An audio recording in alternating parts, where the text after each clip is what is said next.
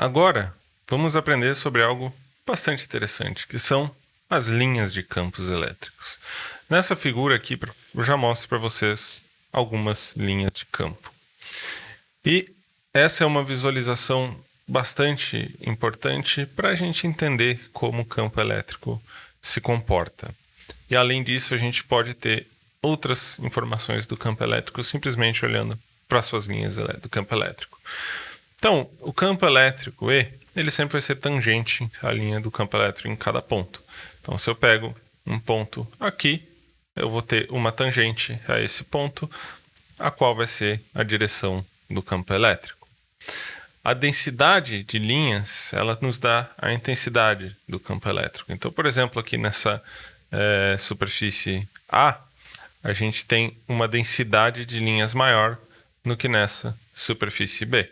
O número de linhas é o mesmo, mas aqui elas estão menos espaçadas do que aqui.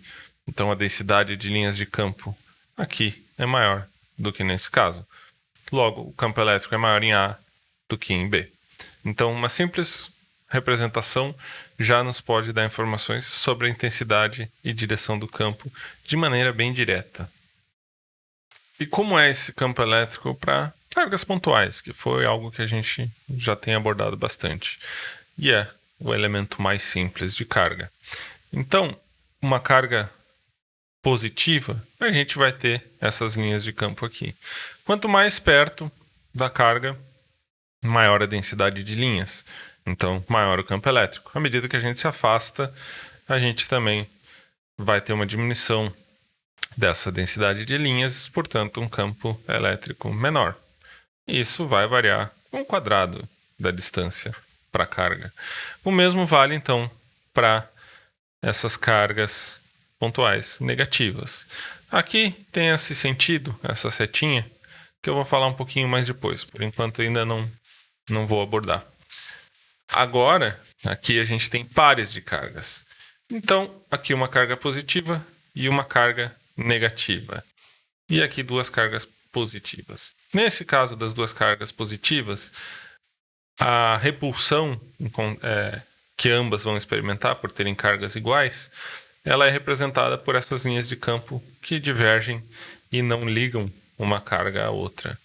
Já quando eu tenho uma carga positiva e uma carga negativa, eu tenho linhas de campos que saem da carga positiva e vão para a carga negativa.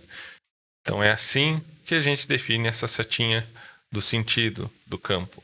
Ele vai sempre das cargas positivas para as cargas negativas. Então ele sempre sai das cargas positivas e entra nas cargas negativas. Isso também é mais uma informação que pode ser obtida simplesmente por olhar uma figura de linhas de campo. Além disso, tem regras, então, para essas linhas de campo. As regras existem para justamente a gente saber que informações a gente vai obter desses campos, simplesmente olhando a figura. Aqui eu mostro, então, um caso no qual tem uma carga 2Q positiva e uma carga menos Q negativa. Então, é uma carga maior que a outra. Então, basicamente, essa aqui produz mais linhas de campo do que essa aqui pode absorver. Absorver, no caso, chegar nela. Então, a gente tem sempre linhas que vão para o infinito.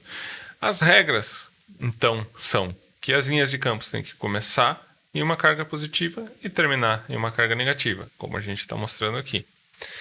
Se não tem carga negativa na figura, você só mostra essas linhas de campo saindo da figura, indo para o infinito. O número de linhas é proporcional ao módulo da carga.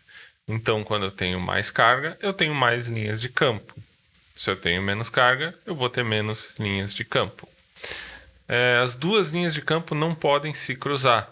Isso é bastante importante. Então, sempre você vai ter elas passando perto uma da outra, mas nunca se cruzando. E essas são as propriedades básicas de linhas de campo, que ajudam bastante na visualização dessas propriedades eletrostáticas. E essas linhas de campo, elas não são algo totalmente abstrato que você não tem como observar. Na verdade, tem. Então, tem esse vídeo do YouTube, que é do Richard Rezid, pronuncio muito bem, mas... então, basicamente, ele coloca uma mistura de óleos e ele tem aqui 2 eletrodos, então ele pode colocar uma diferença de potencial nesses 2 eletrodos. E, digamos, seria equivalente a gente ter 2 partículas carregadas. Isso é algo que vocês vão ver mais para frente no curso, ok? Mas, basicamente, aqui nesse experimento, ele aplica uma diferença de potencial, uma voltagem de 25 a 40 mil volts, e ele consegue ver que o sistema vai formando as linhas de campo, bem como a gente viu na figurinha. Então, a gente tem aqui as linhas sendo formadas, assim como eu tinha mostrado para vocês antes. E isso você pode fazer para várias geometrias diferentes e visualizar sempre essas linhas de campo. Quando a gente vai mais para frente no curso em campos magnéticos, aí fica um pouco mais simples de se visualizar linhas de campo magnético. A de campo elétrico tem que ter esse experimento que é um pouco difícil de conseguir fazer funcionar, mas é possível também visualizar essas linhas de campos elétricos. Bom, esse era o conteúdo que a gente tinha para mostrar para vocês na lição 3. Muito obrigado pela atenção e até a lição número 4.